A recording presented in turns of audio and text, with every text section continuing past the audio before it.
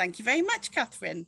So, welcome from myself and Dr. G Speciale, your friendly neighbourhood fuel poverty champion, guru, extraordinaires. Well, we're not quite that, but we try our best. So what we want to do today is look at what we did last week and get more into the practical side of actually doing fuel poverty projects. So the first thing I need to do is share a Jamboard link with you. Now, has everybody used a Jamboard or a whiteboard before? Anybody totally in the dark? Brilliant. That makes I think I might be a little bit in the dark, but I'll try and follow.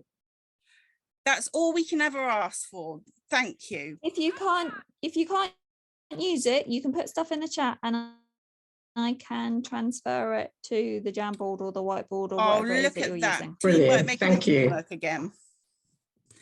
Okay, so I'm popping in the chat a link to a Jamboard. Basically, this is an electronic whiteboard that we can all see and contribute to, because what I want you to do is pop across to that link following the Jamboard link. And once everybody is on there, you should see the first Jamboard slide, which says at the top, Levelling Up Fuel Poverty Project session 2. No, Alex, just stopping you there. It says you've got to request a link and it will be sent to your email. Ah, okay. Which is not, do they know our emails? No, that will come to my email because I did it from my account. Let's try using the one actually in Zoom, because just first of all, check, is anybody joining the session from an Apple-based computer rather than a PC or a laptop? Okay, yes, it should work then. Right. Alex, I'm on a Mac, sorry. Oh, okay, that won't work then.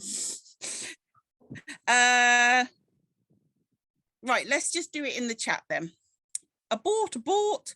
So what we wanted to do was to see those of you that could attend last week or have watched the recording, what you can remember that we actually covered last week, because a week can be quite a long time. So just have a couple of minutes and just whatever you can remember that we covered or you thought was really useful to learn or you need to know more about, or you've gone away and tried to do the homework and discovered you couldn't. Just pop a few things in the chat and we'll do it that way instead of doing it as virtual post-it notes.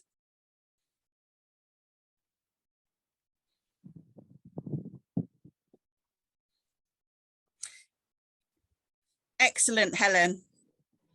Yes, we did a lot around definitions of fuel poverty and what it actually is.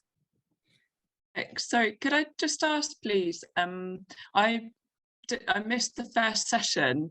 Is the recording available somewhere? Or it is, yes. When did you sign up for this session, Jess? A couple of days ago. Okay. Yeah.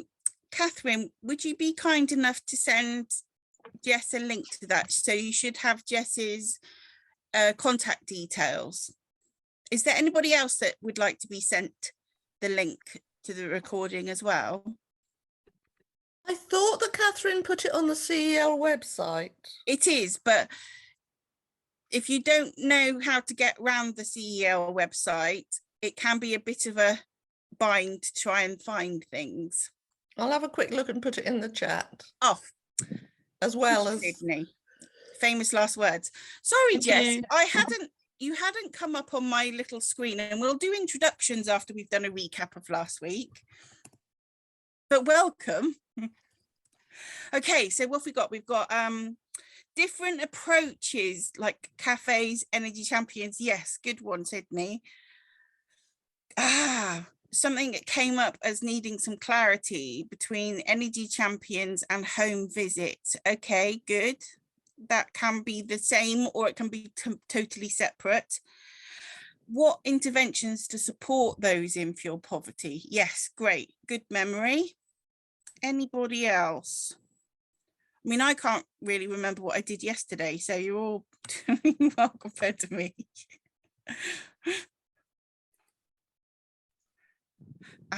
Government support available in, yeah. Yes, the latest hike in fuel poverty. That's the polite way of putting it, Catherine. Well done. Research. What do you mean by research, Catherine? There were a couple of different papers that you took that I saved and haven't read yet, but at some point need to. Like the mem.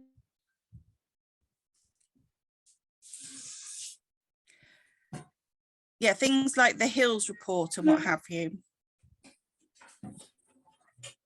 Oh, thanks, Sydney. Sydney's popped in the chat the recording from last time. Thanks. Well, that's the page describing the whole thing. It's got a link to the YouTube, but it also said slides will be coming, so warning you of that. Oh, yeah, they were literally, we were still amending them at 6:28 last week, because this topic, this subject is a permanent movable feast. I mean, it's always slightly chopping and changing as things open and close, and the market and the things that the energy companies doing different change on a regular basis. But at the moment, it's even more bonkers than usual. That's nice, Linda. Yeah, the different user groups confidently coping, moving to, I can't do this on my own. I definitely need a lot of hand-holding support. Almost the difference between doing it with somebody or empowering them to go and do it on their own versus doing it for them on their behalf. And we always try and start with one and then move to the other one if that's what the person we're working with indicates. Any other memory jogs before I hand over to G? G, have you got, did you get the timings, Doc? I did indeed. Cool. I did indeed. We're on a roll. So, yes, I think. Oh, good one, Bill. I think you've caught most of what we were talking about.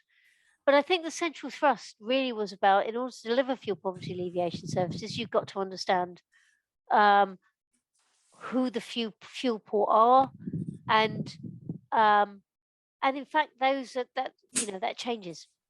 So before we go any further, could we have a few introductions, actually, because we have realized we don't actually all know each other. So my name is Giovanna Speciali. I'm one of the founders and CEO of South East London Community Energy. Sydney, could you introduce yourself?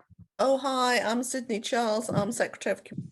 Hi, I'm Alex Hartley, co-founder, voluntary director for CELSI. I've done it for being the director for other community energy groups around the country occasionally when I've got a bit of free time, doing these sorts of projects on and off for 18 years. And I'm currently working on a part-time contract alongside my freelance work, including a bit in Haringey, as the Community Energy London Fuel Poverty Projects Coordinator for my sins. So have you done you? Did I miss you? No, I was first. Yes, I've done me. Oh, it must be when I was getting my headset, sorry. Completely unmemorable, huh? Yeah. You're so like a piece of furniture to me. I just don't see you anymore, do I? How rude. Rude. So today, the overall aim of the session is to leave you with enough information that you can confidently go off and start designing your own service for your own group in your own area and tailor it to your area's needs. This is not just to outline for anyone who wasn't here last week. This is not an energy advisor training session. This really is. Sorry, G, could you pop your microphone up a bit, because I think your fan keeps hitting the mic and we're getting a kind of rustly, windy sound. Sorry, I'll turn the fan off. Yeah, this is not a session that is really that. If you want to learn to be an energy advisor, this isn't the session for you. This is a session for group coordinators who want to have a think about how to be strategic about fuel poverty in their local areas. So what we're covering today is we're going to go through several steps, I guess. The first is which is getting commitment from your board, finalising what you're going to deliver, getting funding, developing comms materials and an outreach strategy, getting relevant policies in place, considering health and safety, insurance and training. So it's going to be a packed session. So without further ado, I'm going to hand over to Alex to talk about getting the commitment from your board. Hi, so when we started reviewing these materials from last year when we ran it, we did have a little conversation about, yes, the first one was about getting the support internally, i.e. from the group of you that if you're an informal, unincorporated group, or if you've got the more formal structure and you might be an existing community group or a community benefit society or community energy group, dare I say it. So first of all, there might be some people that are wedded. I remember in the early days of Celsi, I'd be going, fuel poverty, and like banging on the drum, and everyone was going, oh no, let's look at the desirable, exciting renewables because they're all shiny in technology. And gradually I ground everybody down, didn't I, G, with us two banging on at them. But it's not just an ego thing. We got a steer from our public meetings that fuel poverty was something that they wanted to tackling along with having renewable sources of generation. But it is as individual as each group is the motivations and drivers, why you want to alleviate fuel poverty, why you want to do something in your local community. You might have heard it directly from the local community, or you might just be excruciatingly aware of the current circumstances we find ourselves in. So as you can see on the slide there, there's several things that might be motivating us to try and do some work in this space. For me, it's part of the kind of holistic, sustainable energy system that we need now and as a future. But there might be particular local drivers. For example, I know, you know, in Hastings, for example, there's a huge amount of fuel poverty that you just wouldn't believe is actually happening in Hastings randomly. So you might have local drivers that are particularly important. You might have had a huge influx of refugees in your area that are completely baffled and confused by our energy system, and you can't blame them really. So, you know, looking at it might be hardwired into your vision and mission, or it might be a departure. Some groups have only ever done, in London in particular, rooftop solar projects before, and now they're suddenly doing something that seems totally different with totally different variables to it. So, you know, getting everybody's buy-in at the beginning is the first step to doing anything, because we can get far on our own as motivated, intelligent, dare I say, individuals, but we can get there a lot faster and a lot more painlessly by getting everybody on board with us. The next step, and we started very much doing this last week, is deciding what and where you're going to do. So, and just as a quick recap from last week, does anyone remember? We talked quite a lot about where you deliver it. What sort of bases can you use to decide where you're going to deliver your service? Oops. You're doing that weird there. Yeah, it's showing you the slideshow, your view, rather than as a full screen of the actual slide. For goodness sake. Presenter and slide view. Okay, hang on a minute. So everyone can see the answers. So what? We could just go home. I think you can just swap what you clicked on before. Swap display settings. If you swap presenter view and slideshow, is that what you need? How about that? That's it. Yay! Yeah, that's it. Oh well, there we go. I won't bother asking you then because you've all seen the answers. Yeah.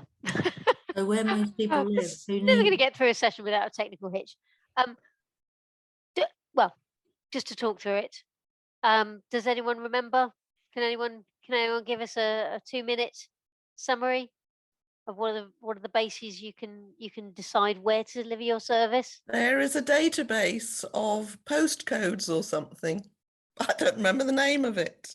Yeah, so it's sub-regional fuel poverty statistics that's course. broken down by various geographies, but in particular by LSOA. So that's a very small level of geography. So you could decide to focus a service that's really geographically targeted at where the most fuel poverty is, according to the government. Essentially, what that tells you is where there are most inefficient housing, where there's most thermally inefficient housing. So what's another way you can do it? Well, I suppose if there's already some sort of advice centre Yep. already set up, like citizens advice or something like that, you could take advantage of that. You could take advantage of that, or you could decide to put it where there's no citizens advice or there's no energy provider. Yeah. In particular, just be aware, we talked a lot last week about how things have changed, and that currently the kind of things that Citizens Advice Bureau, which is just working on energy markets, what Citizens Advice Bureau advisors know how to do is switch somebody, get them the warm home discount or any other kind of price control mechanisms. They don't really know how to work on energy efficiency or behavior. And those are the two areas that given the change in circumstance, we really have to focus on. So be a bit skeptical. Don't think because there's a citizens advice service in my area that it will meet all the needs. But yes, you can look at where there's a gap in provision. And I think it's quite important, just to be aware of incumbent organisations that, don't try and set up an identical service where there's an incumbent. Isn't there, rather than avoiding being near partners, and more merit in complementing one another and avoiding duplication? Exactly. So when Chelsea first started, groundwork was very much the incumbent in our local area. And we said, well, what can we do that they can't do? And what they weren't doing was an awful lot of outreach and workshops and energy cafes. So that's what we did. And and then we built up to be able to provide a more holistic service. Just want to give a note about citizens advice. We're not saying, we're not detracting from them, because they're great. It can be patchy depending on the area, but around welfare, around dealing with debt, they're fabulous, especially to work in partnership with.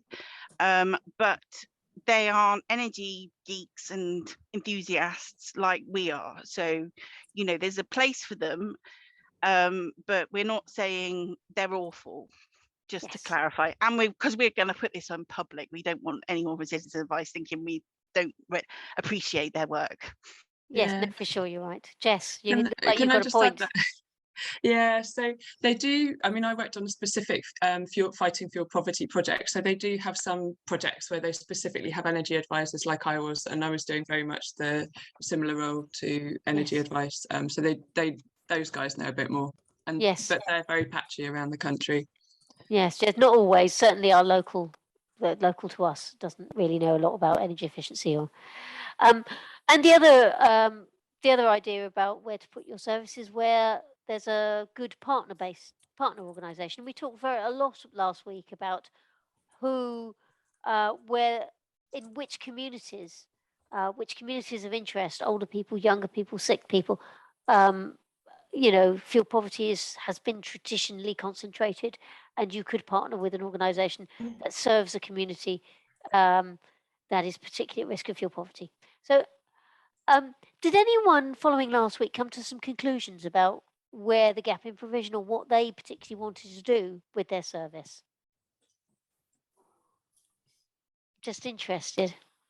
I can speak a little bit about where we've got to. I think what in particular, actually, it's all very timely, because today we were talking to some local organisations, when you talk about partner organisations, who want to focus fuel support on households that have older people living in them. And what became very apparent is something we've seen elsewhere as well, and that is the need for physical help in implementing what we were calling like DIY measures, so people were quite confident, I think, in the advice giving, but not necessarily in the implementation of that advice. We were kind of highlighting some challenges around working with older people about that in that case this morning as well. Yes. Yeah. So it's exactly that kind of thinking. You need to go, okay, well, where do we fit into this, network of support, and where's the gap in provision? Okay. So, just recapping from last week, we talked about various groups or forms of delivery. This is not an exhaustive list, but you could deliver workshops. Go out to your local pensioners group or your or perhaps the local carers association, go to older people lunch clubs, deliver some top tips, energy saving top tips workshops, energy cafes. But this is a shorthand for an energy advice desk, so it's in a public space where you're delivering energy advice. Champion program is where it's peer to peer. You potentially you will train some people who are members of the community who are particularly at risk of fuel poverty, or you could train local community groups to deliver some top level energy advice and then support them through the process of delivering that advice.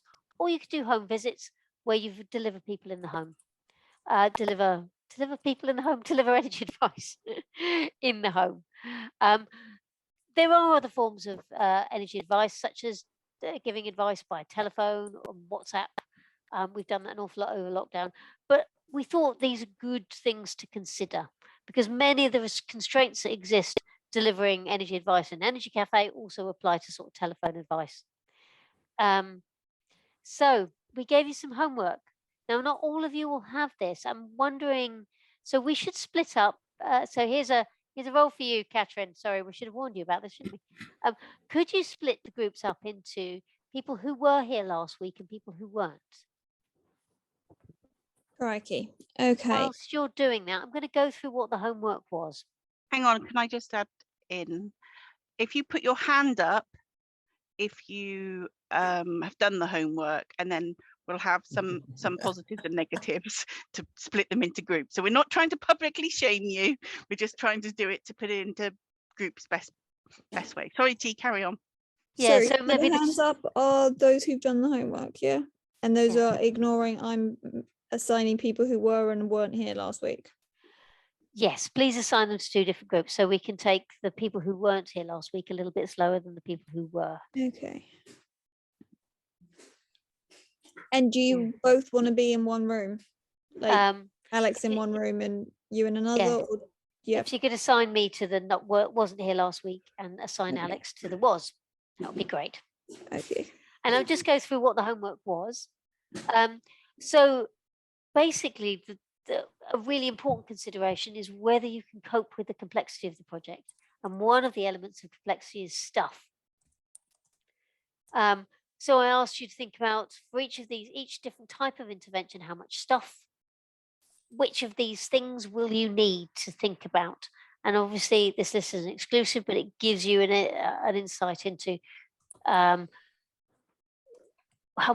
much more logistically complex some projects are than others. Also skills, are you able to deliver? Do you have the skills in your team? So what sort of level of skill do you need for each of these different types of intervention? And the last is here's a list of all the advice that my team currently give.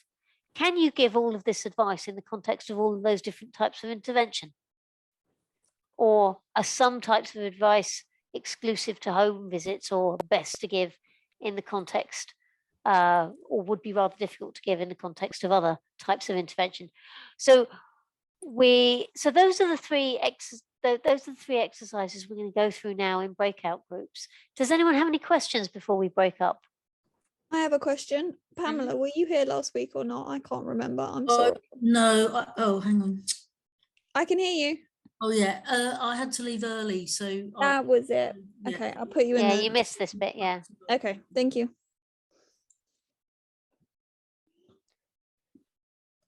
Anyone else got any other questions? What when you say stuff, what do you mean? I'll go back and you will see what I mean by stuff. There's Sorry, stuff, I'm taking laptop notes. project, car, measures.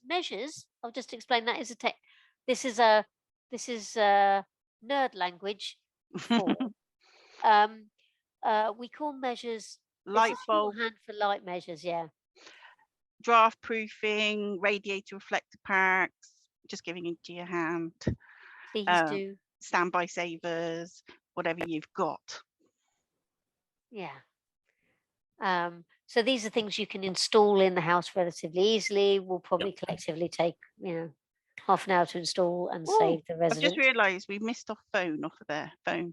We have missed a phone and SIM cards. Yes, you could consider phone and SIM cards. You could also keep on going with lone working apps and etc. etc. But it's just an exercise so you can consider some of the complexities. We're not. This is not meant as guidance for you planning your projects. It's just One thing which wasn't in there was interpreting services, which certainly in Haringey would be very necessary. And I can imagine in a lot of other places in London as well. I'm just going to plant a thought. It really depends.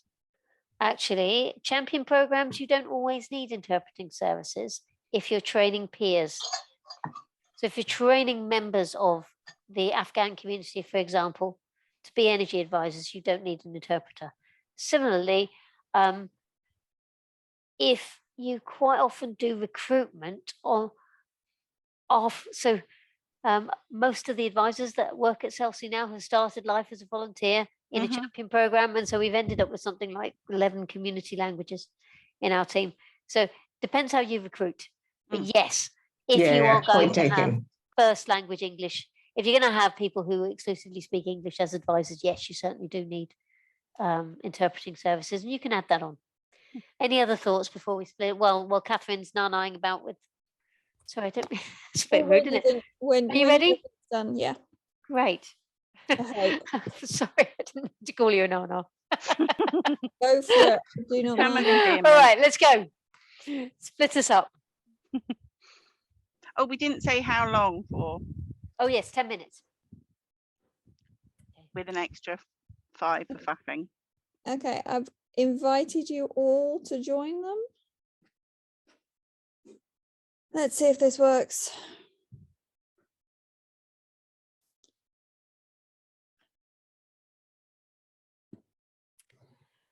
Any thoughts following that exercise about, does anyone have any, has anyone reached any sort of conclusions about the kinds of things that they as an organisation want to be doing? An interesting thing came out of our group that two people were looking at using both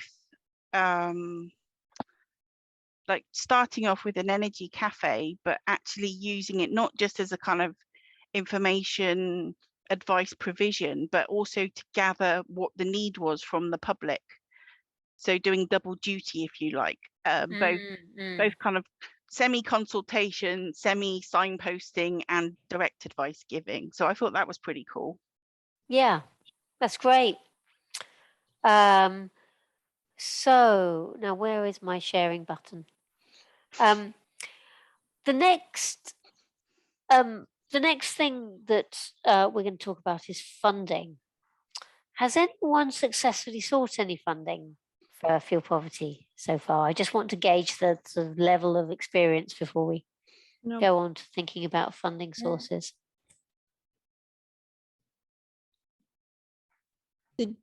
Sydney and Pamela. So Ent Energy got money from the London Community Energy Fund for Alex to do that Living Under One Sun Champions programme. It was very complicated, I have to say. Not because of me. No, well, you sent me that PID to fill in. I know you hated doing that, but it was a good investment eventually. It was because we had a challenging community energy community partner. That was what made it a bit more complicated. Okay, so we got the tagged- money and you got paid. Sorry, Yeah. Pamela. No, yeah, so we tagged our Champions programme on the back of applying for money for solar panels from the local council. Which was quite progressive, I thought, that they went for it. Yes. Yes. Well, they're trying to, I'll tell you the background to that is, you know, they did a survey of how councils were beefing up their climate action plans, and Haringey came out very low on inclusion. So they gave all their funding for community groups and not the usual suspects, which is good. Brilliant. More of that, please. Okay, anyone else successfully secured any funding to do this sort of work?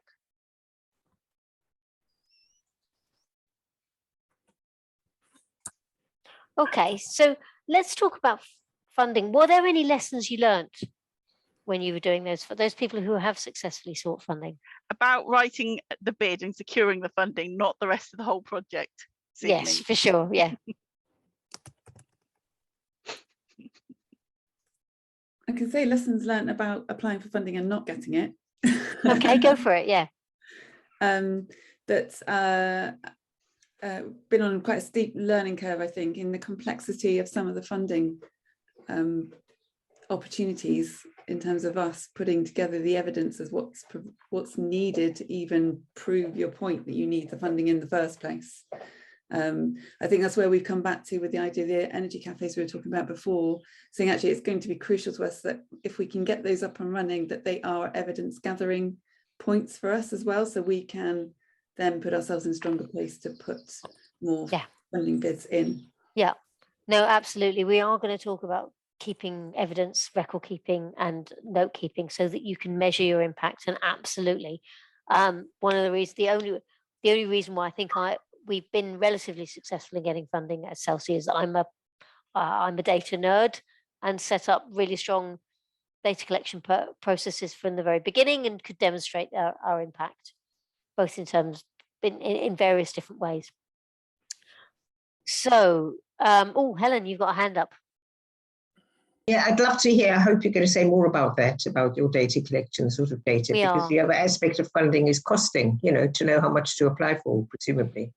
Yes. Now, that is a workshop in itself, properly costing. And we only have one workshop. So I'm just going to give you a very brief overview of fuel poverty as it applies, funding as it applies particularly to fuel poverty.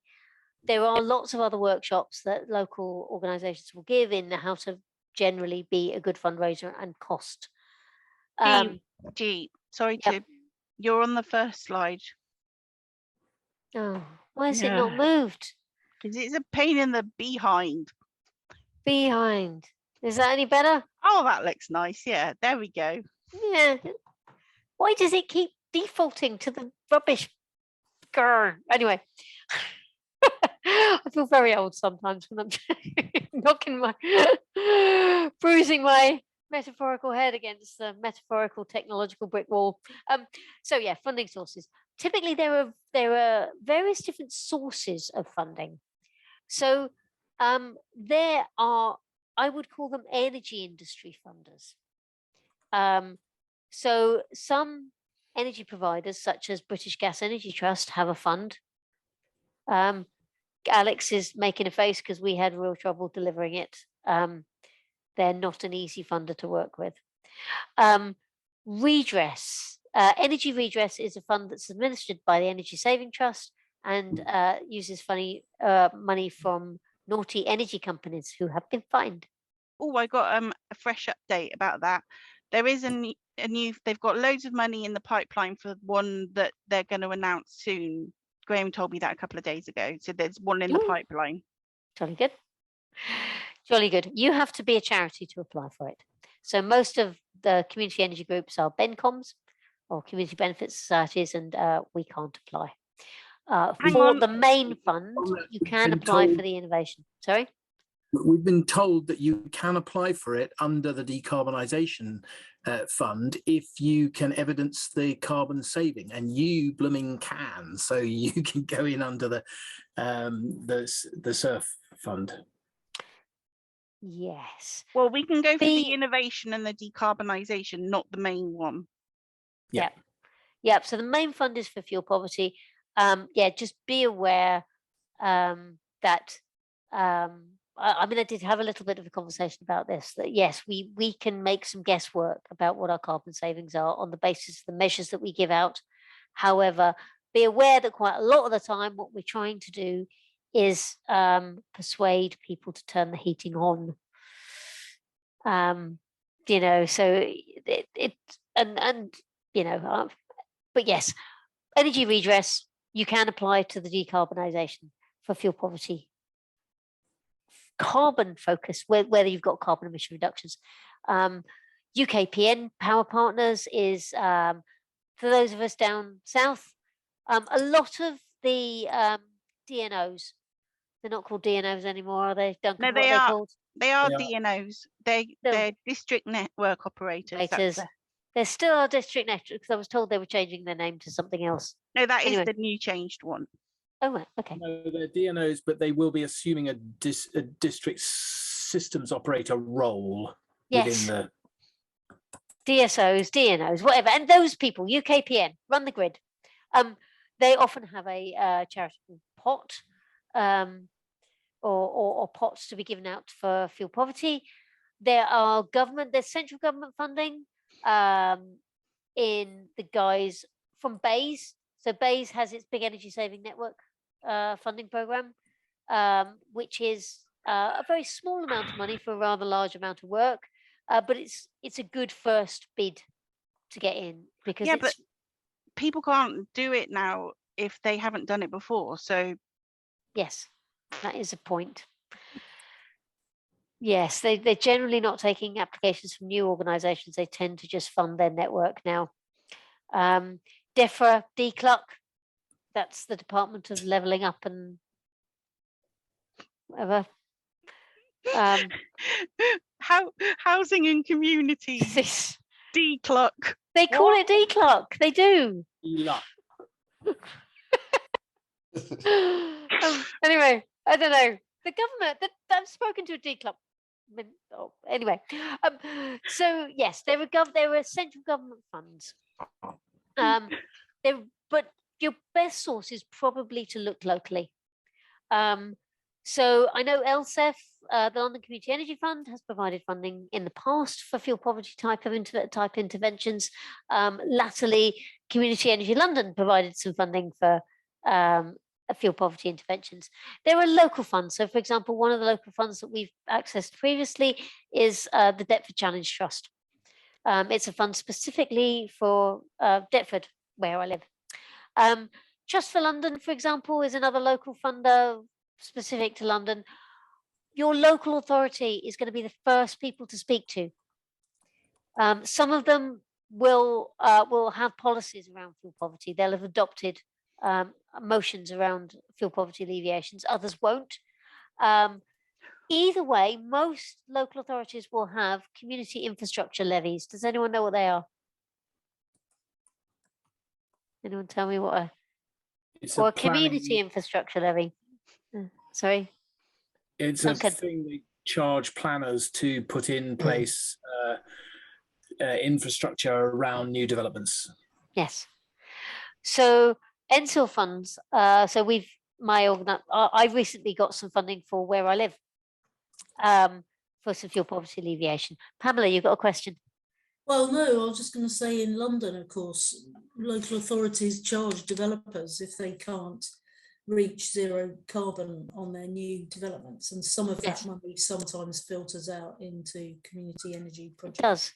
It does, especially if you take case notes and you try and evidence the carbon saving, because in London in particular, they have something called the carbon offset funding that they charge. And yes, and my organisation has certainly had funds from Bromley. We twisted their arm. We said, look, carbon savings here, give us some of your carbon offset funding. Brilliant. If you have a good, a very positive local authority, they may well commission you to do fuel poverty alleviation work. And certainly that's the position that Chelsea is in at the moment. There are also national funders. Don't be afraid to apply for national funds, national lottery, SB Fairbairn. A good first funder is always Awards for All for the national lottery. It's up to £10,000 worth of funding, and they really are. They focus on community cohesion, but certainly if you can think about doing a champion program or something that is also going to build community cohesion alongside alleviate fuel poverty, you're onto a winner. So there's the sources of funding. Any questions before I whisk on? Just don't get downhearted if when you first approach your local authority, they don't go, oh, here's 20 grand. When G and I first rocked up at various local authorities, they viewed us with great suspicion and almost negative. Who on earth do you think you are? This is our territory, naff off. But fast forward a few years, they're commissioning us and they're trying to fund us to do things we don't even particularly want to do, but we'll, you know. So it can change relatively quickly, but you have to kind of just be tenacious and patient and do all the cliches about under promising and over delivering and all that sort of stuff. Helen. Yes, sorry to ask him another question. I'm interested to know, you said you would need charity status. Also, if you commissioned, presumably you need some kind of exposee status. How to what extent do those things apply? No, certainly not for commissioning. A lot of the organisations that do fuel poverty alleviation are KICs. And we're a BENCOM. No, you don't. Commissioning. And for funding? Funding generally, so it depends on the funder. There are some funders that are exclusive for charities. So, for example, Energy Redress was one of them. The main fund that is for fuel poverty, 70% of the funding goes into the main from this pot, goes into the main fund, and that is exclusively for charities. There are some local funders that will specify you need to be a charity. A lot don't now. I think certainly the trend is to recognise the diversity in the community sector. Definitely. Can I just mention as well to Helen that you do need a bank account, which Haringey Climate Forum hasn't even got. Yeah, no, I appreciate that. Yeah. So you need a bank account, 2 signatories. There's also a whole bunch of other things you will need, but we'll go through that. But yeah, so those are the kinds of funders you're looking at. This needs a whole workshop. It really does need a whole workshop. So this is going to be wholly inadequate top tips for funders, but what I would suggest, you can't skip the work of thinking about the need and exactly what you're going to do. That is key to getting funding. So you've got to really work at defining what you're going to do and understand what you're going to do, understand the need. So be aware of the fuel poverty stats for your local area, but also all that thinking you've done about what type of delivery to do, what fills the gap, who else is operating, is absolutely key. You need to define what your outcomes are. So outcomes are, what are the benefits you're going to give to your, what are the benefits or the changes you're going to make, the positive changes for people. Not just what your deliverables are, X number of workshops, X number of energy cafes, but really work hard to define exactly how you are going to benefit people. Budget carefully. I don't really have a time to go through exactly how to budget for these projects. But if you're employing staff, to make sure you budget fully, you do full cost recovery, and have a plan for measuring your impact. And we'll talk more about it. I've given some funding websites and some funding databases. So Community Energy England has a funding sheet page. Community Energy London, well done. I've seen you've updated that. Yay! This is a paid for service. The IDOCS, the charity funding database. You have to pay about 150 quid a year. Again, it's only touching the sides of it, but this Friday lunchtime, we're doing Community Energy London are doing a series of 6 workshops, and the one we have on Friday is actually focusing on funding. It's not a kind of deep dive how to do the nitty-gritty full cost recovery, but actually it's, you know, how to do a funding search, how to use a PID, the things Sydney really enjoyed filling out and found very useful once you'd done it. But also we're going to hear from actual funders to come along and tell us about what they look for that makes a strong bid, and you can ask your questions directly. So we've got people from Energy Redress coming along, UK Power Networks, Power Partners, Green Funders, a little known one called Action Funder that's come out of Semble. So you can come along and hear directly, as well as get a practical practice into using this. So more than welcome if you're not from London to come along anyway, but some of it won't be quite as relevant for you. Now, Alex, I can't see my timings. Let's have a cup of tea. Let's have a break time. Is it definitely good? A cup of tea time? Yes. Jolly good. So we're going to have a how long a break? I can't see the timings you've done. 10 minutes. 10 minutes. Yeah. Yeah. So back. I have tea. Oh, there we go. I have oh, you shared a file in the meeting. Yeah. I've got posh apple juice. Oh, what's she got on there? Where have I got it? Don't worry about it yet. It's just there, so it's ready. All right. Okay. So step 4. It's all very well thinking, yeah, we're going to do this, and now we've got some money to do it. How are you going to let people know about what amazing things you can do and how to connect with those people that generally are hard to reach? How do you reach the hard to reach? Well, there's several things you can do to make your life slightly easier. I could make a pun about being energy efficient, but I won't, because I'm in danger of turning into a total cheese ball.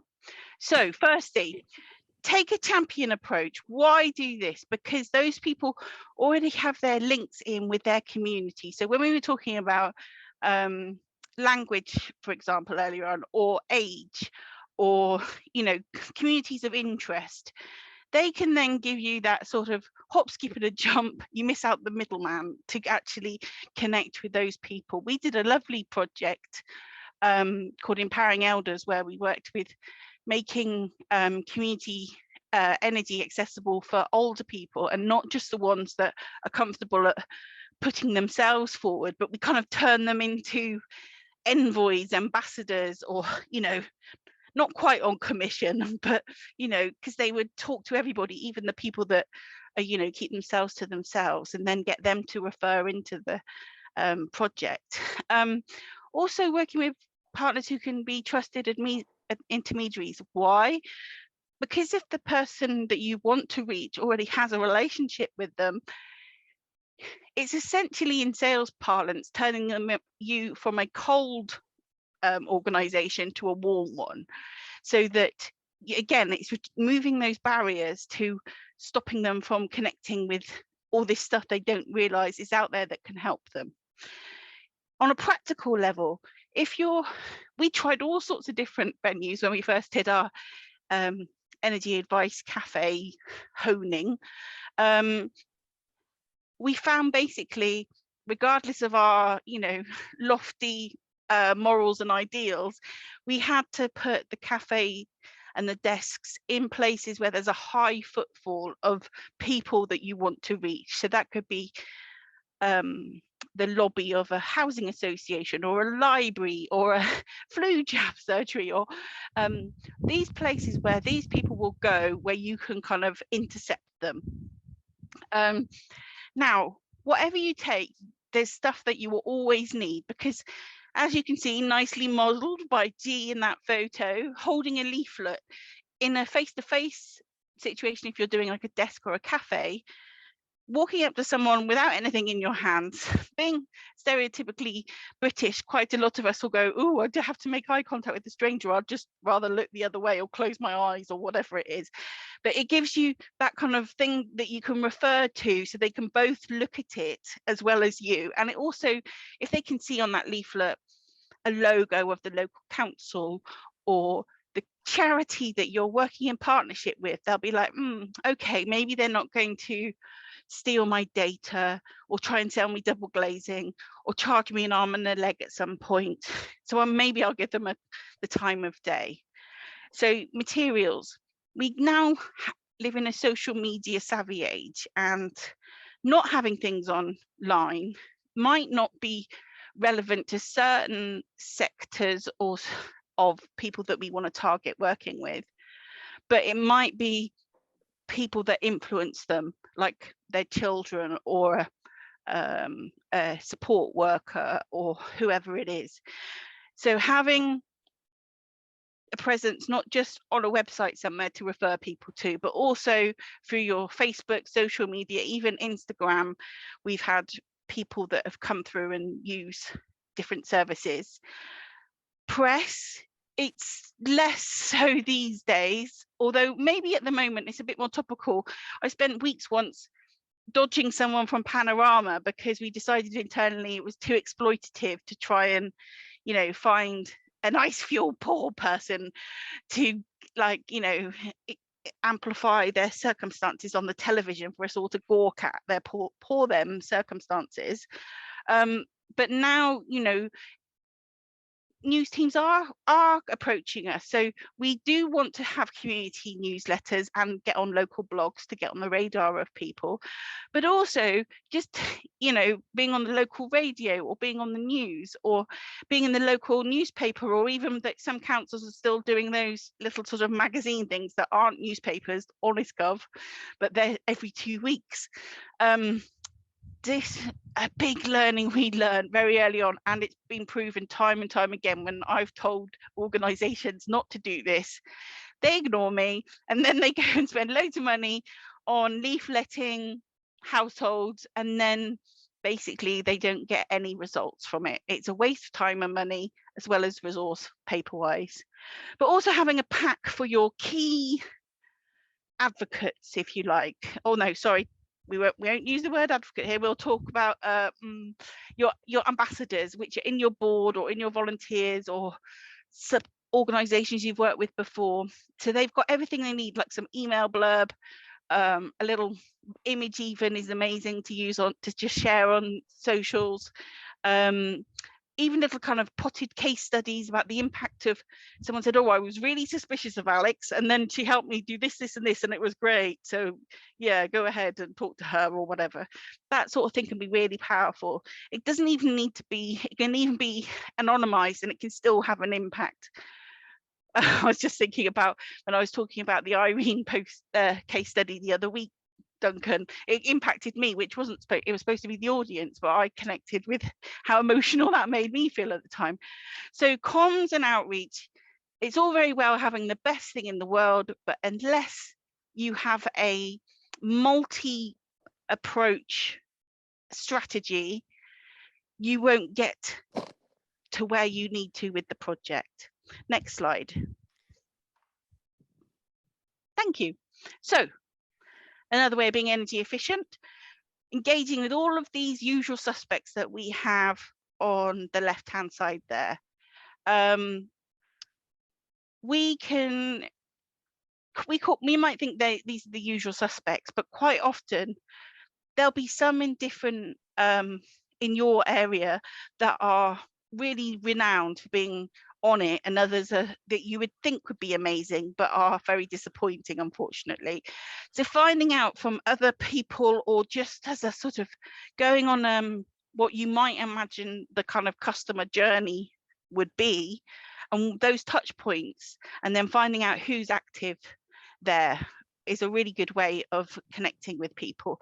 If you think about the most difficult person to contact with, it might be they only have interactions with, you know, their pharmacy, or maybe a Meals on Wheels, or the local COVID bank or the food bank.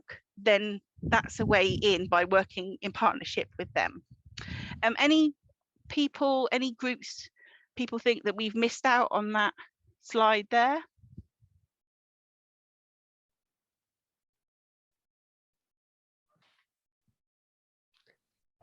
Schools. Churches. Aha, okay. Places of worship, yes, that is a good one, because also you literally normally have an engaged audience there. we haven't put schools for a particular reason. Gee, do you want to say why?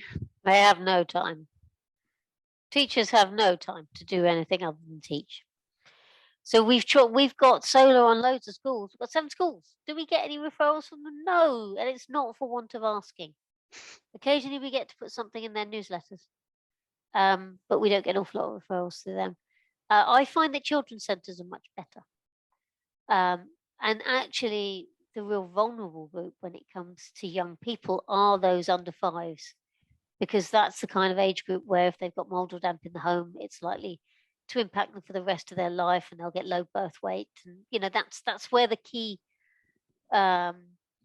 ages for fuel poverty impact. So children's centres are much better, and children's centres will often run things like stay and plays, where you can just go and sit by the sand pit and talk to people, and just don't take your laptop. That's a practical experience of G speaking there. Invaluable, that is. So I wondered about health centres. Health centres, yes. Yes, though, so flu clinics, for example, where there's you're likely to get lots of people who are at risk of fuel poverty or at risk of health impacts because they have a COPD or some other kind of Is everyone condition. familiar with social prescribing? Yes, no? Yes, telling people to go for walks instead of taking antidepressants, that kind of thing. Yeah, but also they might, if they've got like for health coaches, that can be anything and everything from sorting out their debt to getting some cavity wall and loft insulation to getting a cheap gym membership or learning how to cook healthily. So connecting with social prescribing teams, and they're getting more and more embedded and taken up by, because they're kind of, they fall in a bit of a gap between public health in the council and the NHS and doctors' GP surgeries, and but actually they're kind of getting up ahead of steam now, so they're really good to connect with too. That is indeed Alex in a photo with our local prescriber social prescriber dressed as a penguin. That wasn't a setup, that was an accident. Yeah, okay. Citizens Advice Bureau, yes. Oh, sorry. Because quite often, as we said at the beginning, they've got their specialism. It could be in consumer issues, it could be billing issues, it could be benefits advice, it could be debt. They don't, they're great at filling out those, I can't remember what they're called, like statement of means or income and incomings and outgoings. Yeah, there's a special word, I can't remember what it's called, I'll find out. But they don't have time to kind of do a deep dive on all the stuff that we do. So there's a new project actually just starting in South London with a kind of pan area citizens advice and energy advice happening, and they're going to do it on a lot deeper casework basis. So this is quite interesting to see where this goes. That's funded by Redress, not one just gone, but the one before it. Yeah, okay, next slide. So data collection and reporting. Whatever you do, you will need to collect some data. And the data you collect should be determined by several concerns, one of which is the data your funder wants you to collect.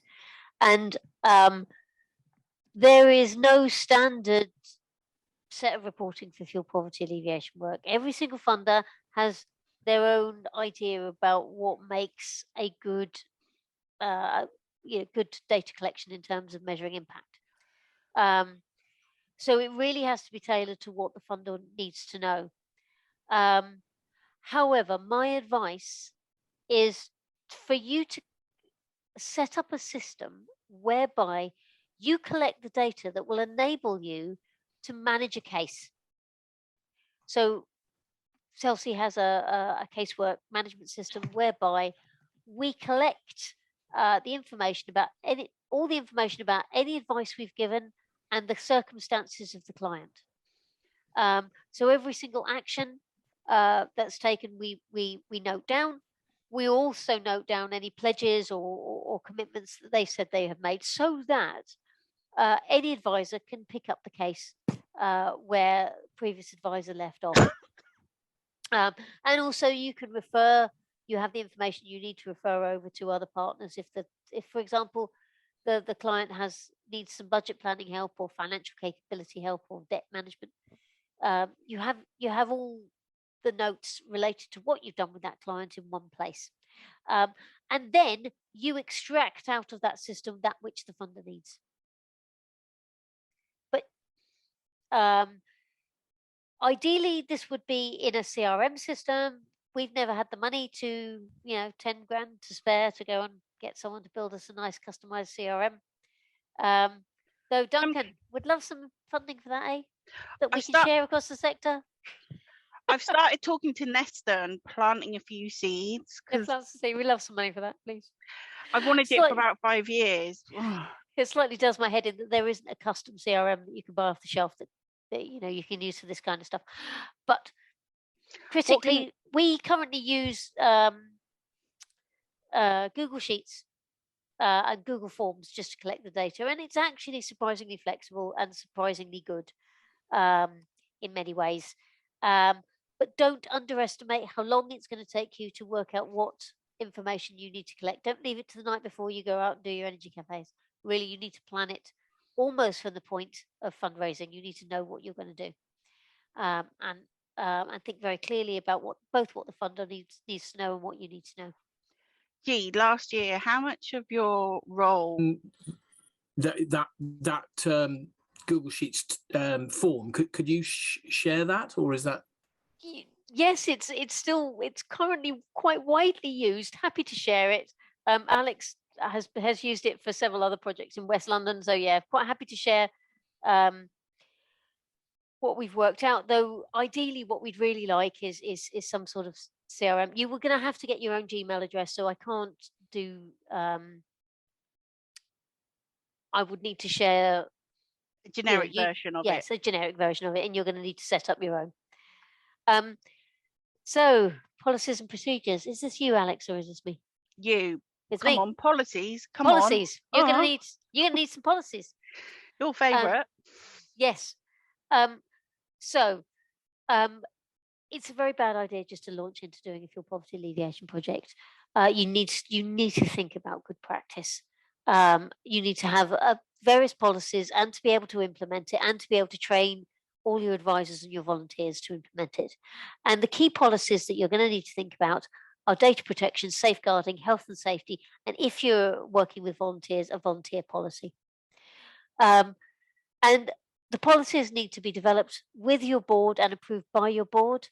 And I mean, basically the way that we've done it is that we asked another organisation who did similar work to provide us with their policies, and we varied from that.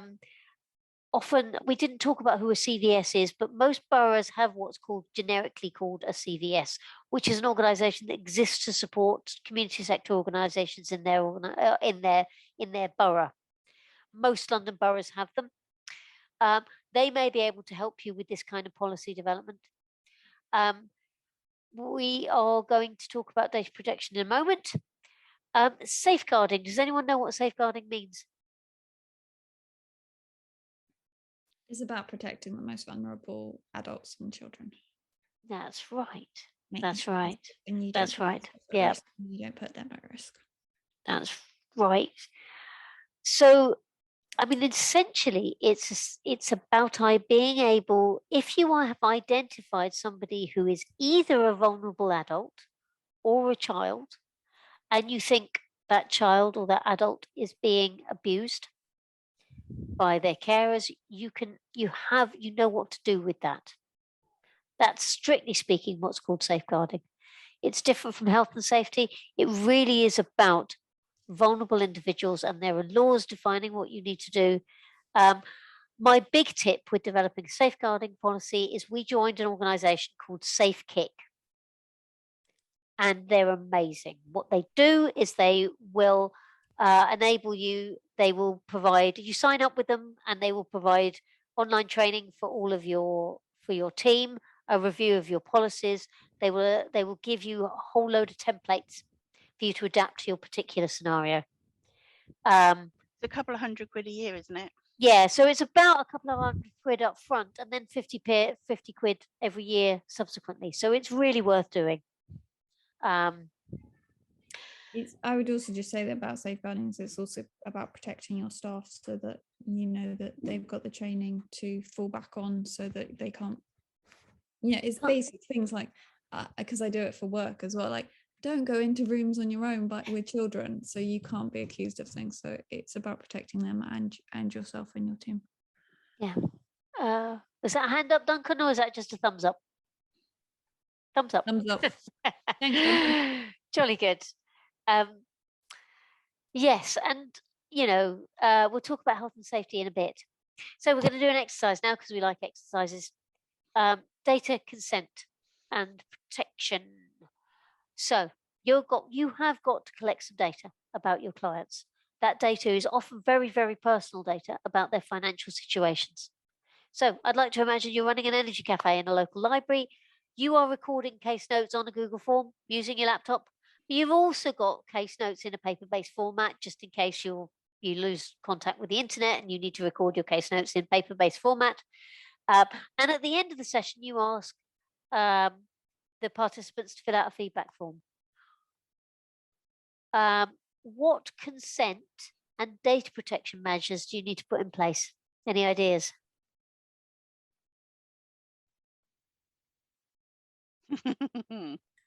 Written consent that you can keep that information? Yes. Yep. You need consent to be able to store that information. Say, for example, if you're taking referrals for other services, what do you need consent for? Share their data. Exactly. So you need consent to record, store, or share their data. Duncan, you had a hand up. And Sydney. And Sydney. Am I speaking? You also need some kind of database that has been accredited with GDPR to do all the things that are needed, like MailChimp, for instance. Yeah. Is Google Forms all right? Probably. I'm sure. I haven't checked that out. I'm sure it is. As long as you only use you set up a Google form specifically for the purpose, and you restrict access. Yeah, you restrict access, and you have what's the two-step verification? Yeah. Yep. Anything else? Sorry, what was that? You need I'm writing it down. I know it anyway. Two-step verification. No, sorry. You need consent to take the information, to store it, and to share it. Is that right? Yeah, that's right. I should Whatever you're going to do with that information, you need consent to do it. Also, if you're taking any information down about other family members, or maybe about health condition, that kind of thing, you actually need their consent to record that information. Yes, exactly. And you need a named person in the organisation who's responsible for the data protection. That's right. right. Need to be registered with the. You may need to be registered, or you may be exempt, but you need to check out which of those is the case. Yeah. Yep. Any other thoughts? Pamela, you've got a hand up. Well, I was just going to say, don't you need to be registered with the data protection, whoever they are these days? ICO. Yeah. Yeah. Information Commissioner's Office. Yeah. Good idea. Costs about 35 quid a year. Yes.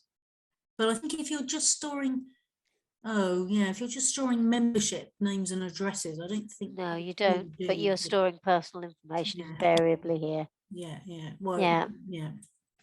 And because heaven forfend, I don't know of any case, but if someone decided to say, oh,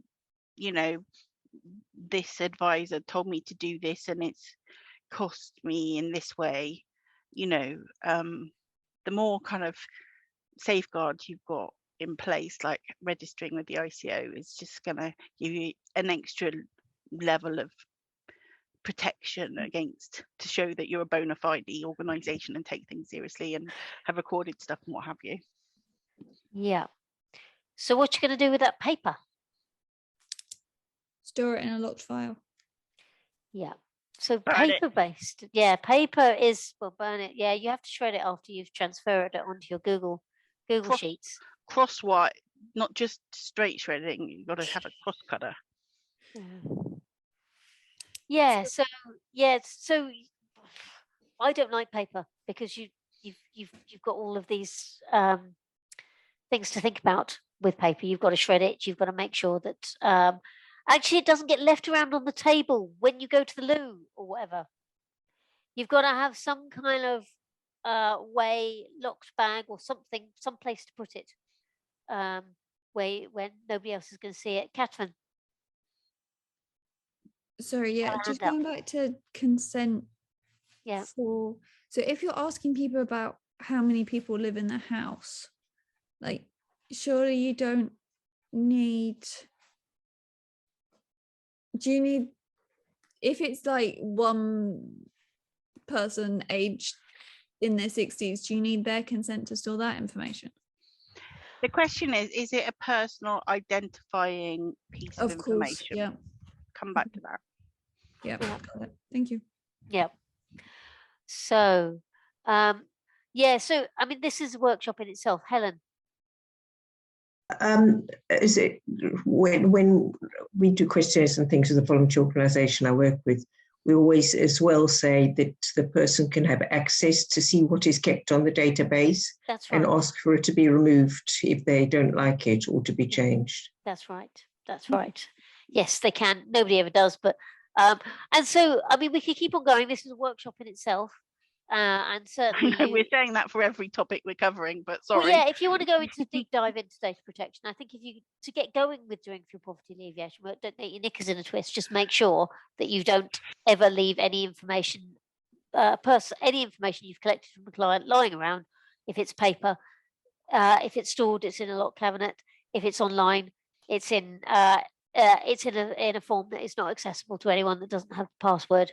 Don't leave memory sticks lying on trains. Yeah, that's quite a good idea. Yeah. No sticks abandoned, Chelsea. No sticks. Government's lost my information twice. Oh God. Next slide. The sexy bit. Here we go. The sexy bit. Oh yeah. Here we go with risk assessment, health and safety. You've really got to do this because if you get health and safety wrong, you have an accident. It could wipe your organisation out. So, risk assessment, best practice for any kind of organisation, regardless of whether it's fuel poverty or not, is to have a risk log for your organisation. Then you have a risk assessment process for per project and per activity.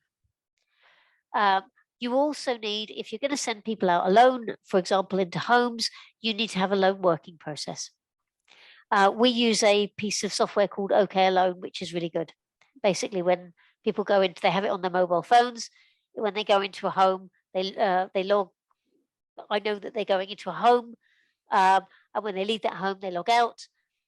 If they're ever in trouble, they press the skull and crossbones thing on their phone, or the big red knob on their phone, on that app, and I know where they are. And then we escalate the case. So yes, you need all three of these things. We are going to go.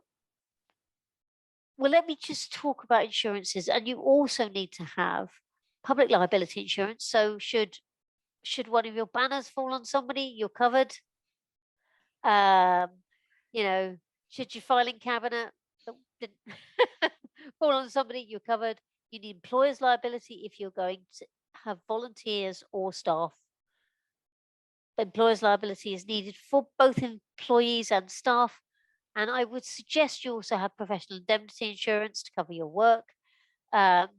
So if anyone ever complains that there was financial impacts as a result of your advice, you are theoretically covered. We found Zurich Together to be very cheap for this kind of. They're a charity sector insurer, and basically you describe your work to them, and they will give you a quote. What is it at these days? Is it like 5 or 10 million, 20 million? Most funders require 10k public liability. 10k? 10 million, sorry, not 10k. 10 million public liability insurance. Yeah. Sorry. We're just making suggestions for the start of your research. We're not, on commission from Zurich Together. We put it in because you could spend so much time trying to work out what insurance is needed and then trying to get quotes from people who are trying to rip you off what is cool, what isn't cool price wise.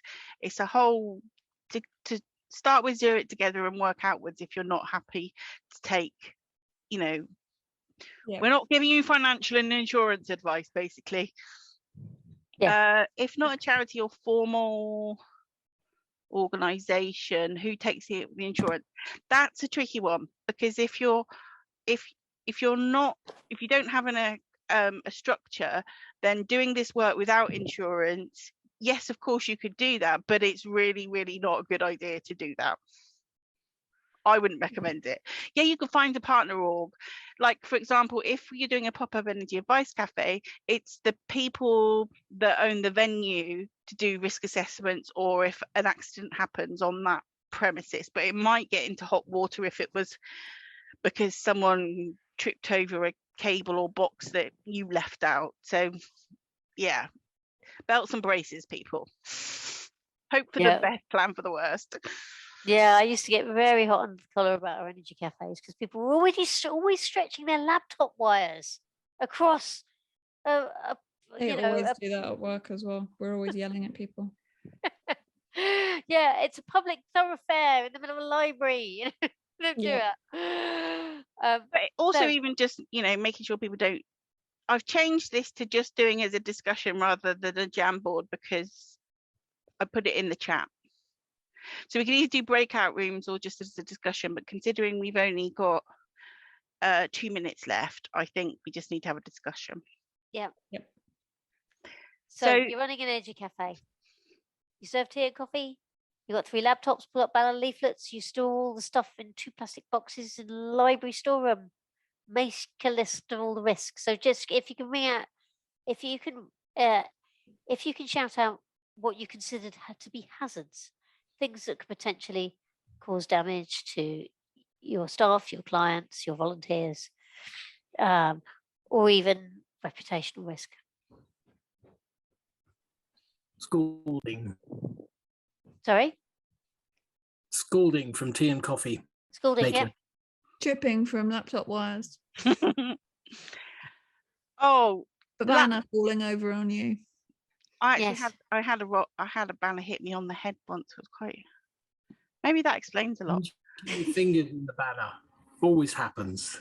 Oh, that's such a nightmare to stick up. Yeah, that's a false economy. Cheap pop-up banners are false economies. There's a learning. If you take with loads of elasticity that pop back down on your fingers. Yep. Yeah, they hit you on the head. What about the stuff in the store, plastic boxes in the library storeroom? Is that a risk? Back injury, falling off a shelf. Manual handling. Falling over them. Spilling tea and coffee on your laptop. Yeah. Someone drinking them who's allergic to them. Oh God. Someone drinking some almond milk who's allergic. Yeah. Oh God, now I've said it, it's going to happen. No. Someone choking on their chocolate biscuit. Someone choking on it. Okay, Pamela, you're not allowed near anything now. What's the biggest library risk? storeroom is not locked. Correct. There we go. Stolen. Bing, bing, bing. Or it being locked and you can't access it, and then the whole day's gone. That's also a risk in a different way. But also that, what about if you had gone down the paper route and you had stuff in the boxes that was accessible by the library staff? Ding, ding, ding. Big risk. Yeah. Yep. What's your biggest risk? In terms of severity and actually likely to occur. People not being able to get there for some reason. Yeah, I mean, that's a reputational risk. Okay, we're in Woolwich Library. Has anyone been to General Gordon Square? What's it like? It's a little bit hairy. Who goes to the library? The street drinkers, the you know, people who would you otherwise mean be out in the street. What's like that? What is the the biggest risk? general public? Yep, general public. They're a nightmare. I've been places where fights have broken out. It's not, that was in a housing association lobby, to be fair. People trying to walk off with a laptop. True. I can attest to this. People feeling unsafe generally, like your volunteers might have mental health issues that are triggered from, you know, having to deal with someone aggressive, or just time wasting means that you aren't getting to people that you could actually help. You know, there's levels of risk and most danger. But in terms of the easiest thing to do is make sure your staff know what to do if they're just dealing Catherine's day to day. We could have Catherine doing a whole like what to do in a library and keep yourself safe workshop, but we don't have time for that, so go on to the next slide. We don't. So what you have to do in terms of risk assessment is to think of each hazard and think of mitigating factors. So your trip hazard for your laptop cable, your mitigation is to use a cable guard, quite simply. For dangerous people, train your staff in de-escalation and just train them to walk off. And if they really need to, leave that laptop, you know, get themselves out of that situation. So I have what Catherine's given you is one of my risk assessments for home visits. I picked it slightly in a rush. It's probably the last one. It says an awful lot about COVID, but yet that's an example. And what you do with the risk assessments is for each risk, you rate the probability of the harm, the severity of harm before, and the probability of harm and the severity of harm afterwards, so that you get a number between 1 and 20. If it's a number that's in the red, that's blocked out in red there, don't do it. Just don't do the event. Yeah. So there you go, risk assessment. Now, we've run out of time. I realise we're at the end. So, Alex, can you do this quick? I'll try. So you have several options. You might have people already in your circle of trust that have done advice work, especially specifically energy advice work is something you'd look at on the surface and think, that's quite easy, that's quite simple, that's quite straightforward. Au contraire, Blackadder, it's very complicated and it moves all the time. So you can, at the moment, the only qualification recognised by local authorities, for example, is the NEA Level 3 City and Guild Certificate in Energy Awareness, or DEA, which is Domestic Energy Assessor. We developed our own course yonks ago in Chelsea because we felt that it wasn't real world based enough, and we had to train up our advisors and volunteers in all the other stuff that the NEA didn't cover. But it's a good starter for 10, and it does some bits very well. You can also shadow other groups that do this work. You can get mentoring for your organisation. Things like the Hive, you can actually get CELSI to support your organisation. If you're a co-op or a community benefit society, CELSI or similar organisation that do the work in this area, if it's something new that you're looking at to deliver, or even part as like a Power to Change. Oh no, that's closed at the moment, isn't it? Whatever funding or support that you can tap into. There's nothing like learning by doing, as I'm sure you all know, because you're on this session. So you know that half the time it's very well having the theory, but then the practical, the reality is sort of no substitute. But, you know, we will always help as much as we can, but quite often we don't have enough time to do what we do as a volunteer, let alone as a paid person, let alone how to clone ourselves to help. But we want to see an army of people across the country doing this sort of work, and so we're not particularly sort of precious, and so we will share with you what we can, but other stuff might take a lot of in-depth input from us to explain how to do it. Like G spent probably the equivalent of months working out how to work with installers and do energy eco kind of based interventions, and the thing you're doing with the GLA and the LAD local authority delivery rollout across London. You know, there's a lot of time and investment in that, but we want to see you get out there and do more of this sort of work wherever you are in the country. And you've joined us.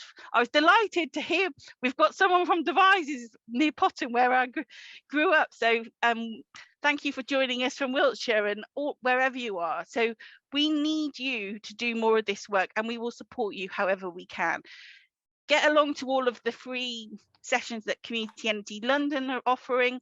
If there's something that you really want to a particular workshop on, email me at with my Community Energy London Fuel Poverty Coordinator hat on, say, wow, actually we really need a deep dive on this.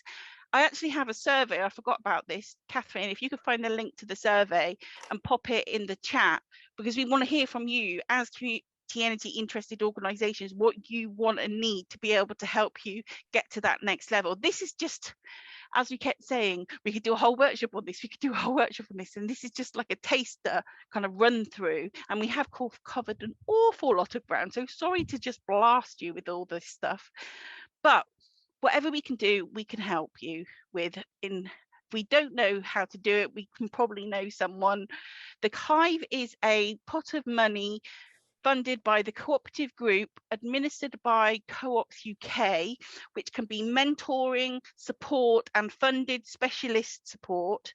Chelsea's actually just got some for looking at our strategy and business plan for the next few years, and a few other practical bits and pieces as a kind of organizational thing, but you can do it for a new area of work as well. So we can apply to be the, do you want to have a quick word, Duncan, about the exciting news that you guys have got, if he's still with us? Sorry, what was that last question, Alex? Duncan, to talk about Community Energy England getting the Power to Change project. Yeah, we've got funding from Power to Change to support a cohort of 30 people plus 2 trainers through the NEA level 3 training over the next period. We've had something like nearly 200 expressions of interest. I've got to narrow that down. That's going to be a challenge. But if you're interested, you can, and adding your name to that 200 or your organization's name, if you go to bit.ly, that's bit.ly/e-advice,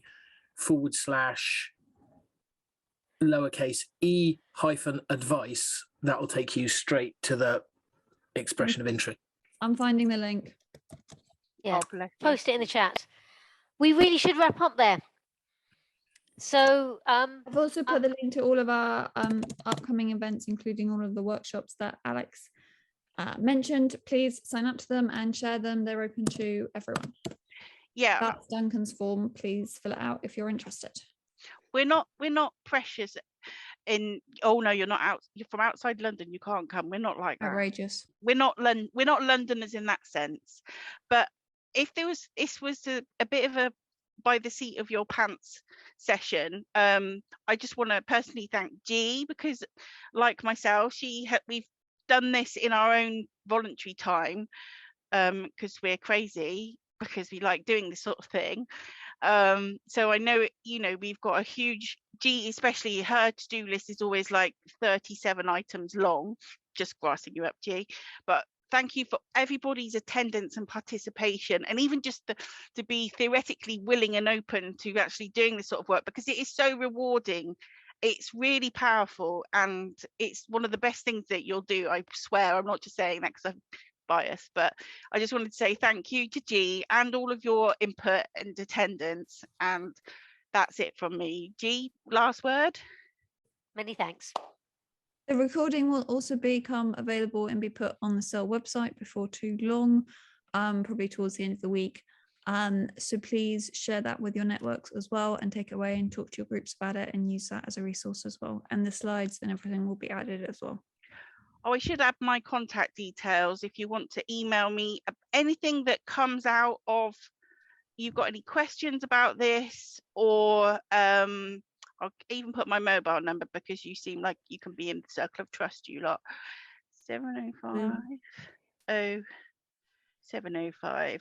So that's the quickest way to get me, because I've got about 9 different inboxes and 17 different social channels.